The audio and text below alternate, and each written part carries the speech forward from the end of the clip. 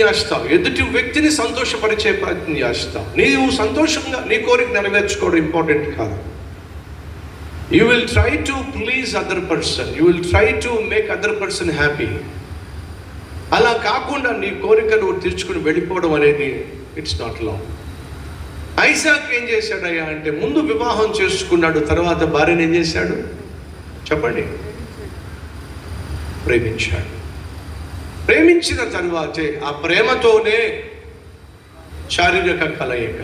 So what is right అంటే marriage and then love and then sex.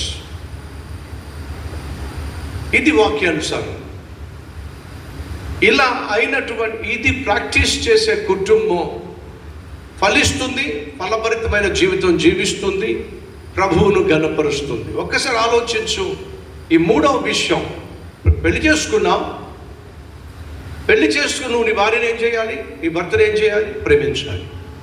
ఆ ప్రేమ ద్వారానే దేవుడు అనుగ్రహించినటువంటి ఈ శరీర కలయిక అనేది ఉండాలి తప్ప అది మెకానికల్గా ఉండడానికి వీలు లేదు, అది బలవంతంగా ఉండడానికి వీలు లేదు. ఈ రెండూ కూడా నీ కుటుంబాన్ని కట్టేదానికంటే నీ కుటుంబాన్ని కోల్చడానికే కారణమవుతుంది. So this is very, very, very, very important lesson that we all have to learn. భర్తలు వింటున్నారా? భార్యలు వింటున్నారా? మీ జ్ఞాపకం ఉందా? అబ్రహాము ఎప్పుడైనా సరే తన భార్యను చూసి యు ఆర్ సో బ్యూటిఫుల్ అని ఎప్పుడు చెప్పాడు చెప్పండి? Any idea? మీకు ఏమైనా జ్ఞాపకం ఉందా? తనకు అవసరం వచ్చినప్పుడు. ఏం అవసరం? ఏమో నన్ను చంపేస్తారేమో, నిన్ను ఉండనిస్తారేమో అని చెప్పి తాను బతకాలి అని ఆశించినప్పుడు వచ్చేమంటున్నాడు?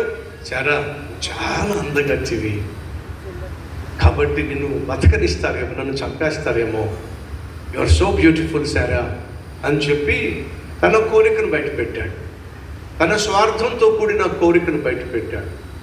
చాలామంది భర్తలు అలాగే చేస్తారు.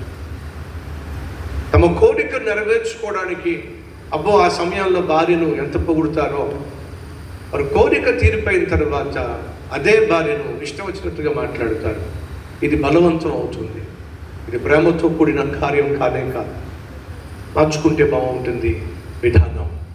So according to Bible, first marriage, then love, then sex. దీన్ని యాక్సెప్ట్ చేసేవాళ్ళు ఉంటే ఒకసారి చూపిస్తారా?